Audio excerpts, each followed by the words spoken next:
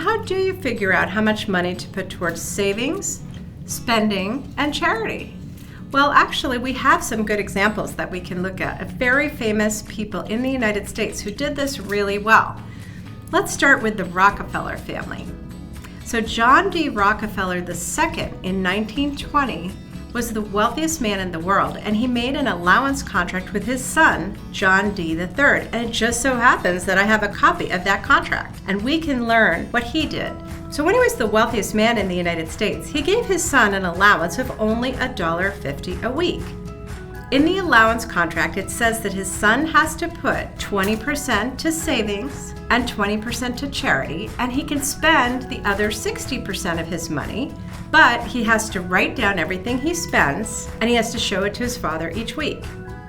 Now, if he voluntarily chooses to add more money out of that 60% to savings or charity, his dad would add additional money and give it to the savings or the charity accounts.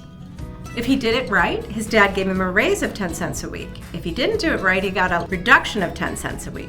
So you can go and read the Rockefeller allowance contract. It's part of this course. And here's the link to it right here. Now, how do I become a super budgeter like the Rockefellers? What's really interesting about the Rockefellers is that they didn't start with necessities. They started with charity and savings. So you would calculate the money that you have, then you would first subtract the money you want to save and subtract the money you want to give away. And then third, you would subtract your necessities. And then what would be left over would be what you could spend on whatever you wanted. What is the difference here?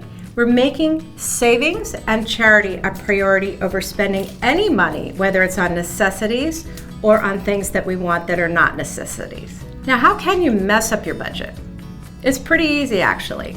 Number one, don't know how much money you earn and how much money you're given. So if you have no idea how much money you have at any particular time, it's very hard to control your budget. Secondly, spend more money than you have for savings, necessity, and charity. And third, have a good intention to keep your budget, but don't write it down. And sure enough, you're going to run out of money. Luckily, there is a solution to this problem. You can use an app on the phone to track your spending. That way you have no excuses and you will win at the budgeting game. Now, the other thing that you really should remember is that money that your parents give you comes from their budget. Your parents are most likely covering your necessities, your food, your clothing, your shelter, and your education.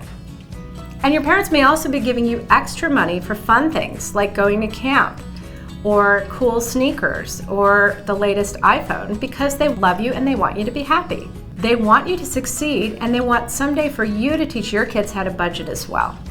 So my advice, when your parents give you something nice, say thank you to them. They don't have to do it. It's because they love you.